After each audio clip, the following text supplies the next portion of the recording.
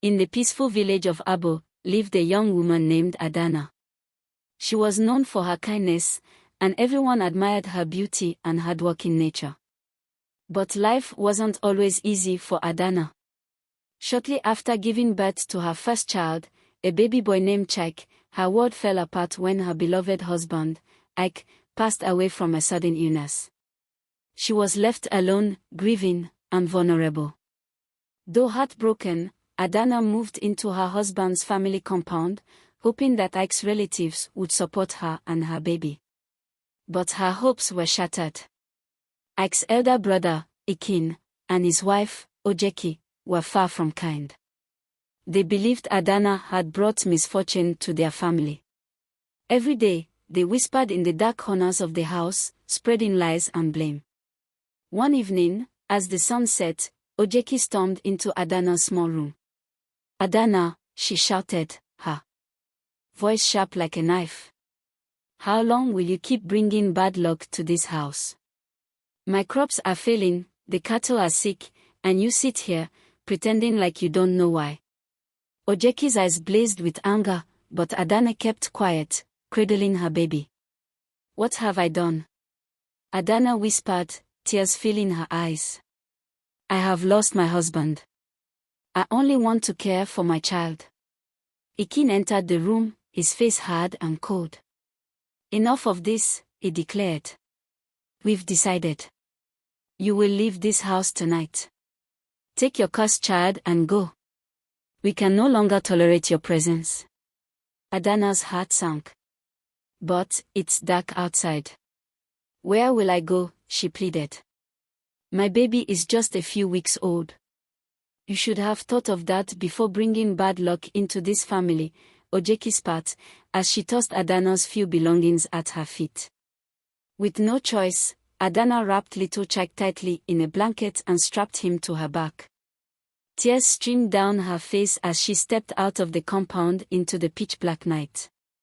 The villagers were already asleep, and there was no one to turn to.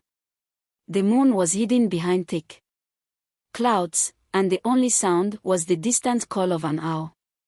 The cold wind whipped through the trees as Adanna walked, shivering, unsure of where she was going.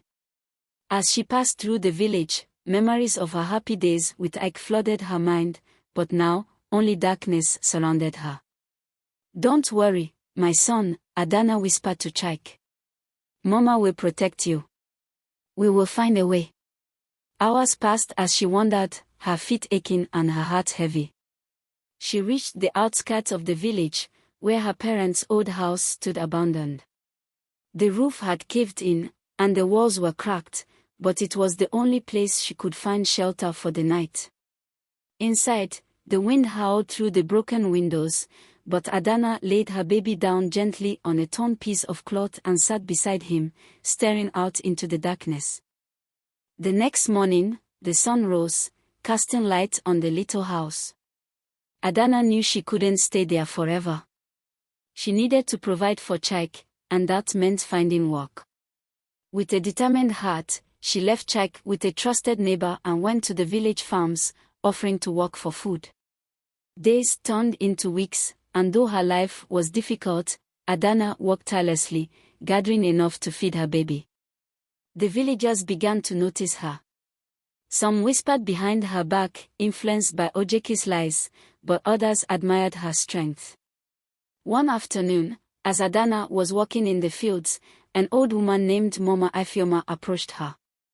"Adanna, my child, I have watched you," Mama Ifeoma said, her voice kind and full of wisdom. "You are strong, stronger than most would be after what you've endured." Adanna wiped the sweat from her brow. "I don't have a choice, Mama. I must survive for my son." Mama Ifeoma nodded. "Come, live with me. My house is small, but my heart is big enough to welcome you and your child." Tears filled Adanna's eyes as she accepted the old woman's offer. Together, they formed a bond like mother and daughter. Mama Ifeoma taught Adanna new skills, and soon, Adanna's hard work paid off. She began selling produce in the market, slowly earning enough to provide for Chike. However, Back in the village, Ikin and Ojeki's fortunes were not improving. In fact, things were getting worse. Their crops continued to fail, and sickness swept through their livestock. Rumors spread that the gods were angry with them for mistreating a widow and her child. The elders of the village took notice and summoned Ikin and Ojeki to a meeting. "The gods are not pleased," said Chief Namdi, the wise leader of Abo. "There have been too many misfortunes in your family. And we have heard the whispers of what you did to Adanna and her innocent child." Ojeki tried to defend herself. "Chief, she brought bad luck to us. Since her arrival, nothing has gone well." The chief shook his head, his voice firm. "You do not punish a widow and her child for the natural order of life.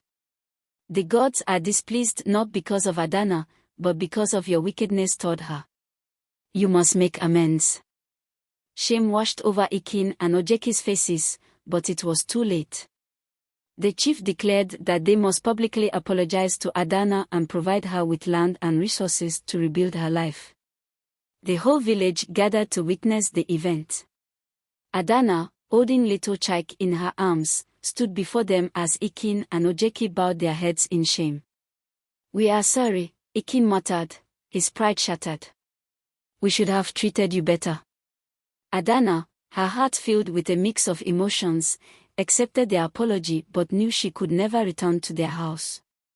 "I forgive you, but I will build my own future for my son and me," she said, her voice strong and clear. With the chief's blessing, Adanna was given a piece of land to farm. Over time, she became one of the most successful farmers in the village.